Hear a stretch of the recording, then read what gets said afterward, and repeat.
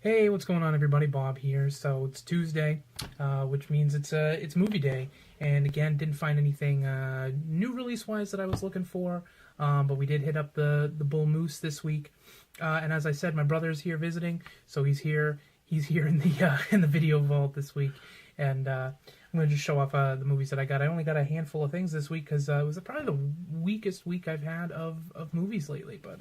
So anyway, what I picked up this week, I got a couple of HD-DVDs, and I got, as normal, I get a stack of VHS, although, like I said, not as much as normal. So, we will start with the HD-DVDs, because this is the quickest ones. These have been sitting at Bull Moose for a while, hadn't picked them up, but I decided this week might as well, because I'm trying to collect them all, so I might as well just start buying the ones that I'm not even really sure about. So, the first one I picked up was Smokin' Aces. And I don't know anything about this movie short of what I read on the back. So that it's got Ben Affleck and Ryan Reynolds in it. I don't know anything about this movie. I don't even remember. Mediocre at best. It's like mediocre at best. I don't know anything. Yeah, so I don't even remember this movie coming out theatrically or anything. So, but I figured for $1.97. It's all about people. They're racing to like kill one person or like they're all fighting for money. It's rat race. It's rat. Okay. Essentially. Yeah. Like, in a way. So nothing I'd ever seen, but I figured. What the hell? It has Ray Liotta in it too. I don't mind Ray Liotta. And then the other movie I picked up on HD-DVD, and this is another one I've never seen, although I know what it is. Obviously, Backdraft. This is a Ron Howard movie. It has De Niro in it. Actually, has a pretty good cast. De Niro, Jennifer Jason Leigh's in this. Donald Sutherland, Kurt Russell. So I haven't seen this. And I kept meaning to pick it up because I was like, yeah, I'll grab that. And I'm pretty sure I saw that theatrically. Did we see this theatrically? Yeah, I think it played. That's how long it's been. If I saw this, it was theatrically, which would have been, boy. Let's see if it says. Like I said, most of these never really seem to say the year that the movie came out. Just the year that the DVD came out. Yeah, not sure. But late 90s. Late 90s, yeah. So we may have seen this. If not, if I saw this, I don't remember it. So at any rate, that's what I got on HD-DVD this week. Nothing too special, but, what the heck, right? So then I got a bunch of VHS movies. Some of these I've seen, some of them I've not. This is one I've seen a million times, of course, the Power Ranger movie. We were big Power Ranger fans growing up, and we stayed up, watched this as a midnight movie the night before it came out. Just our family were, parents were working at the movie theater, like I've said before, and we watched this. Even my dad sat and watched this movie, and I think he only watched it because he wanted to hear the "They Might Be Giants" song that's on the soundtrack to this. That's exactly why he watched it. And it's in the movie for about 4 seconds. Good song. It's a good song, but yeah, only in the part where they're driving the car. Yeah, no, I remember. Yeah, for sure. I do remember. I haven't seen this movie in a long time, but the original Power Rangers, that was the good stuff. I don't even know what they're up to now, like the 47th incarnation, like fucking Dino Rangers, or I don't know. I couldn't even tell you. It's way past that. I saw an advertisement for it the other day. It's just like over the top. Looks like something out of Japan now. Oh, well, that's exactly what it should look like. Well, yeah, but another movie that I don't know if I've seen this or not, but I'm a big action fan, and this seems like an action horror, maybe sci-fi-ish, and that is End of Days with Schwarzenegger. Pretty good. It seems like something that I would enjoy. I mean, I do like Schwarzenegger movies. I especially like, over-the-top action movies that he's always known for, so I figured, again, but like I said, it's all, yeah, right. It seemed like something that, that time of the season to start watching, been watching horror movies all season and stuff, and then picking them up as I go along, too, so. Girlfriend had me pick up a couple of these, old school horror movies that I had never seen. I've seen there's the original Little Shop of Horrors. I've seen that. Didn't own this at all. I know that this movie's out on DVD for sure. I don't know if they re-released the this original one on Blu-ray or just the Rick Moranis. The Rick Moranis one is out on Blu-ray. But this one, this is a cult movie. This is a classic, and I didn't have that, so that's why I picked that one up. I believe it's on Blu-ray. I don't think it's updated in the slightest. And then this other movie that I picked up, and it's in a horrible wrapper. I'm going to take the wrapper right off here. I don't know anything about this movie. It's called Monster on Campus. Definitely, like a 50s... let's see if this says that. It's not very long either. It's only barely over an hour and 17 minutes. The terror begins when a student's lovable pet dog laps up water bloodied by the fish and becomes a savage wolf. So, good. It sounds like something that I'd be interested in. 1959 this movie came out, and I'd never seen this movie, never heard of this movie, but it definitely looks like it has some cheesy effects. You can see on the back there. I don't know if you can get this in, like the makeup and effects and stuff. It does not look, it looks kind of half-assed, but it is, at least this tape is a universal release.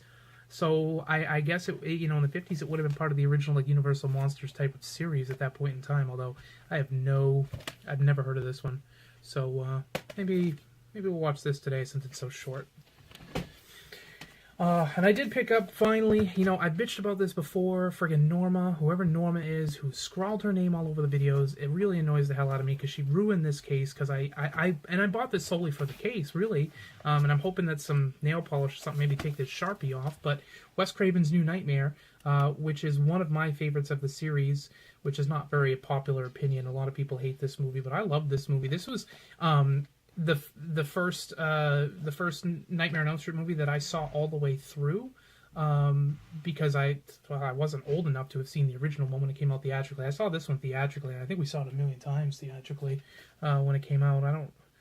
I don't remember. Did we see it? I know we saw it theatrically for sure. It played at the Twin Theater. Yeah. I wasn't allowed to watch it. Oh, okay. Well, I saw it. I saw it a million times. But anyway, I'm hoping that this case is cool. It's like raised up in here, so it's got a cool face on it So if anybody and else stuff. can take Sharpie off. Yeah, let me know. I'm gonna try dabbing a little bit of like I said, some nail polish remover. I'll check online, see if there's any way to get the Sharpie off. But hopefully, if anybody knows how to get that off and make this a nice case. In the horror world, that's actually chopped up as one of the better ones. When you read about any of the Nightmare on Elm Street, that one's right up there on the list, right after the first one, obviously, and then Dream Warriors tends to be one of the fan favorites too. But when you actually talk to people who are into horror, New Nightmare is up at the top. See, I've always thought it was one of my favorites, but every time I read any articles about it, people are like, meh.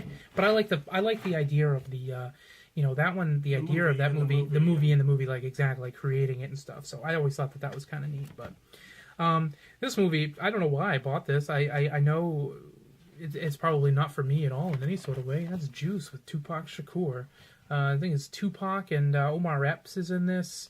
The only thing I know about this is the meme that became of this movie where Tupac is listening to some music in the movie and he starts crying, and now there's a bunch of YouTube videos where people put in random music that Tupac listens to and then cries. So it's the only thing I know about this movie, and that's the sole reason that I bought this movie. That's probably okay. It's probably okay. I don't mind those, like the Power, respect, juice. Yeah, that is the tagline: power, respect, juice. Yeah, jeez. So the next movie that I got, and I've been wanting to watch this for a while, Little Giants. Again, like I said in one of the other ones, I really like Rick Moranis. I wish he hadn't retired from movies because he always made good kid movies. So I picked that one up. He retired from movies. I read an article. I looked it up, and he actually officially retired, and he doesn't do movies anymore. This one also has Ed O'Neill from whatever it's on now, Modern Family, but Married with Children. Ted Bundy. What was his name on that show? Bundy. Ted. No, Ted Bundy's the serial killer, so he was like Ed Bundy. Yeah. Whatever. Al Bundy. Boy, it's been a long time since I've watched that show. Fucking sucks. So who cares? This is a movie that I thought I owned, and I know that I've owned it at one point in time, and I don't know where the hell it went to, but I had bought the second one recently. Actually, I bought it twice, and I know I showed you because I like the cover of the second one better. I had to pick up a copy of the Buttercream Gang. Didn't own this. Don't know why, but now I do, so I'm happy I got that again, because that's a great religious family film. I picked up this movie having no idea what it is, and it's probably abysmal because it stars Tom Selleck and his mustache. But this movie is Runaway, and it looks just cheesy as hell. Sci-fi action-adventure movie with Tom Selleck. It is only rated PG-13. But this is also from, like I said before, it's from the time period where PG-13 movies had just launched. So it's like they were a little bit raunchier. It could be a little bit more violent. We'll see. It also has Gene Simmons, but I don't know if it's like Gene Simmons or if it's just an actor named Gene Simmons, because the picture on the back, there's no picture of Gene Simmons, but it is he does play the villain, so it very well could be. That's Gene Simmons right there. Is that doesn't look like Gene Simmons without his makeup? Pretty damn sure. I don't know. We'll see. I don't know. But at any rate, Tom Selleck's mustache in Runaway. I've never seen this movie. My girlfriend wanted me to pick it up because she likes it. Novacane with Steve Martin. I don't know. I vaguely remember this movie coming out, but I didn't see it, so I don't really know much about that. I guess it's supposed to be pretty funny. Another movie that I've never seen. I don't think I saw this movie, but it's a horror movie, and horror movies on VHS. That's what I'm doing right now. Bless the Child with Kim Basinger. I don't know what this is even about. Until surprise. I guess a Deadly Child movie. That's what it seems like. Just reading it really quick. obviously. I mean, yeah, I'm not sure. It has Jimmy Smits and Christina Ricci in it too. You know, we'll give it a shot.